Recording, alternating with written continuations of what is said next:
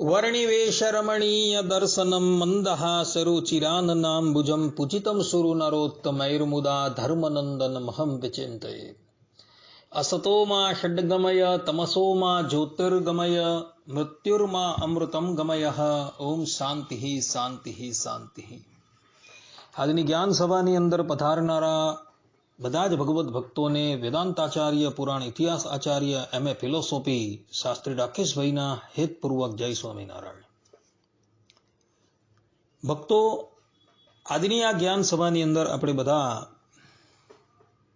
ભગવાન શ્રી કૃષ્ણની પ્રથમ પટરાણી સાક્ષાત લક્ષ્મીજીના અવતાર એવા રૂકમણી દેવીના જીવન ચરિત્રની ઉપર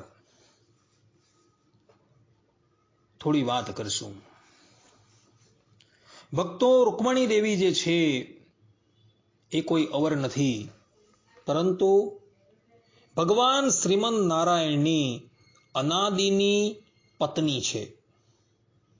વેદોની અંદર કહ્યું છે રીશ્ચતે લક્ષ્મીશ્ચ પત્ન્યો, કે ભગવાન શ્રીમન નારાયણની બે પત્ની છે, એક ધરાદેવી અને બીજા લક્ષ્મી દેવી.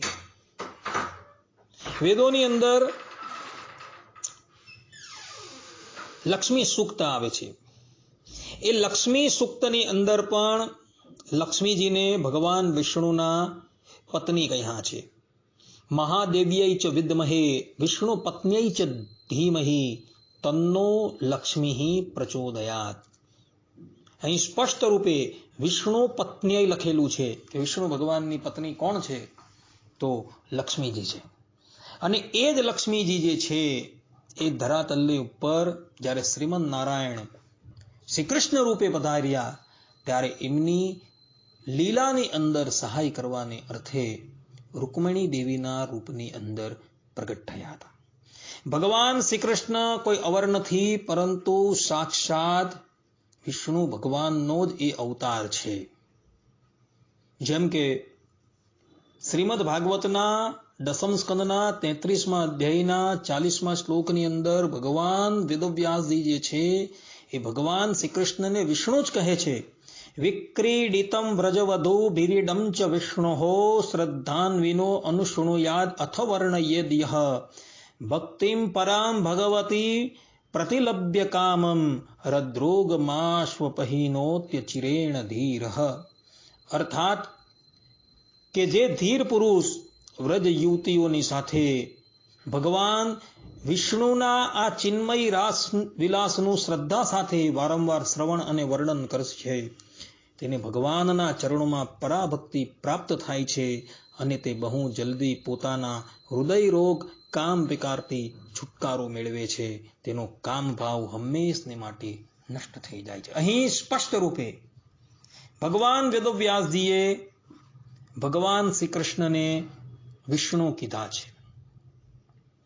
અને વિષ્ણુના પત્ની જે છે એ અવર નથી, પરંતુ લક્ષ્મીજી છે. અને એ લક્ષ્મીજી જે છે એ સ્વયં શ્રીમન નારાયણની લીલાની અંદર સહાય કરવાને અર્થે એમની સાથે પ્રગટ થયા છે. ભક્તો, સ્કંદ પુરાણની અંદર આ રૂકમણી દેવીના પ્રાગટ્યનું ચરિત્ર જે છે એ જોવા મળે છે. એમના પિતા જે છે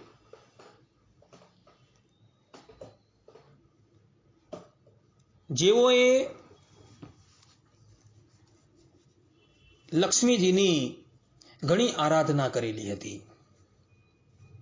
રૂકમણી દેવીના પિતાનું નામ હતું ભીષ્મક.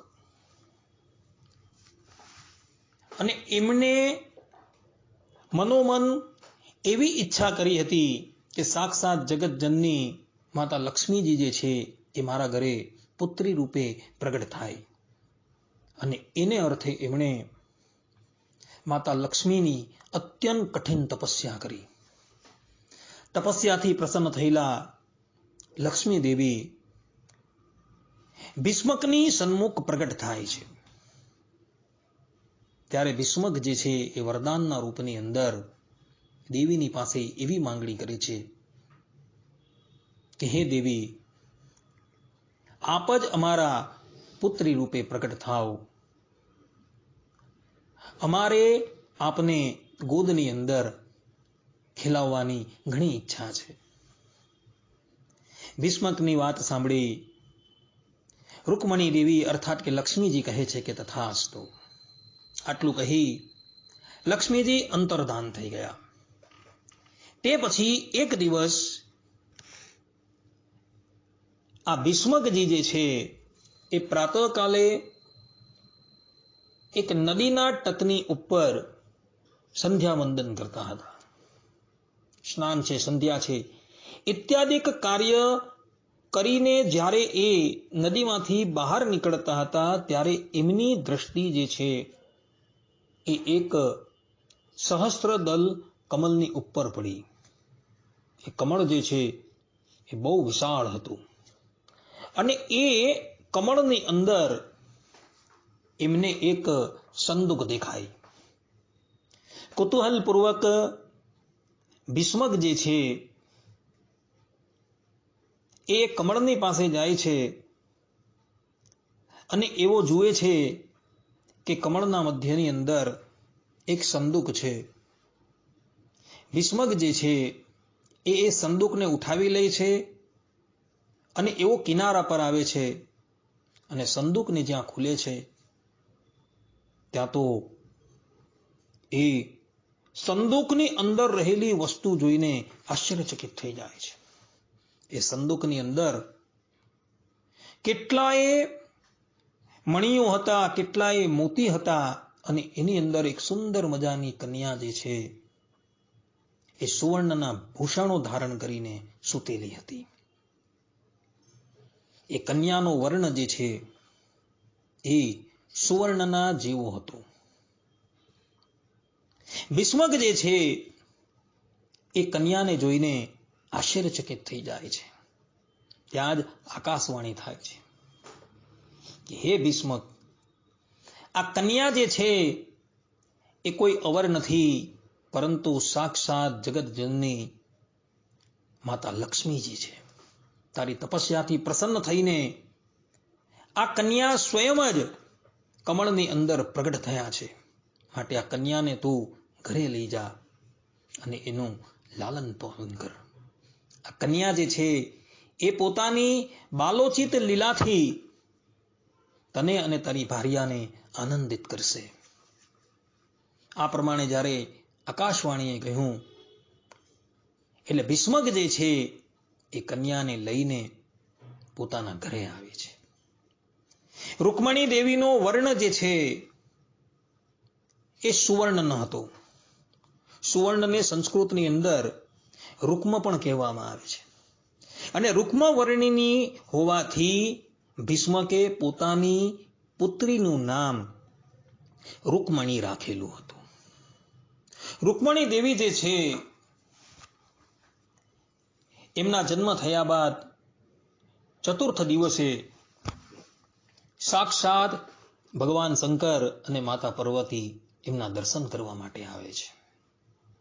રૂકમણી દેવીનો એવો પ્રભાવ હતો કે એવો જે પલંગની ઉપર સૂતેલા હોય એ પલંગની આજુબાજુની જેટલી પણ કોઈક વસ્તુઓ છે એ બધી વસ્તુઓમાંથી કૃષ્ણ કૃષ્ણ કૃષ્ણ એનો ધ્વનિ લોકોને સંભળાતો હતો. અર્થાત કે રૂકમણી દેવીના રોમે રોમમાંથી કૃષ્ણ કૃષ્ણ કૃષ્ણનો ધ્વનિ નીકળતો હતો અને એને લઈને એવો જે જગ્યાએ બિરાજમાન હોય અથવા તો સૂતેલા હોય એ સ્થળના આજુબાજુના જેટલા પણ પદાર્થો છે એ બધા જ પદાર્થોમાંથી કૃષ્ણ કૃષ્ણ કૃષ્ણનો ધ્વનિ જે છે એ ગુંજતો રહેતો હતો. આ પ્રમાણે રૂકમણી દેવીનો આવો પ્રભાવ હતો. એનો આ પ્રમાણેનો પ્રભાવ જોઈ ભીષ્મકજી આશ્ચર્યચકિત થઈ જતા હતા. પોતાની બાલ લીલાઓથી પોતાના માતા પિતાને આનંદ આપતા થકા રૂકમણી દેવી ધીરે ધીરે મોટા થવા લાગ્યા અને જ્યારે એઓ વયસ્ક થયા ત્યારબાદ તેઓના લગ્ન ભગવાન શ્રી કૃષ્ણની સાથે થયા. આ પ્રમાણે રૂકમણીજીના પ્રાગટ્યની કથા જે છે એ શાસ્ત્રોની અંદર જોવા મળે છે. આટલું કહીને હું મારા આ પ્રવચનને અહીં વિરામ આપું છું. સર્વે સંતુ નિરામયઃ, સર્વે સુખીનો ભવંતુ, સર્વે ભદ્રાણી પશ્યંતુ, મા કશ્ચિત દુઃખ ભાગ ભવેત. અસ્તુ. જય સ્વામિનારાયણ.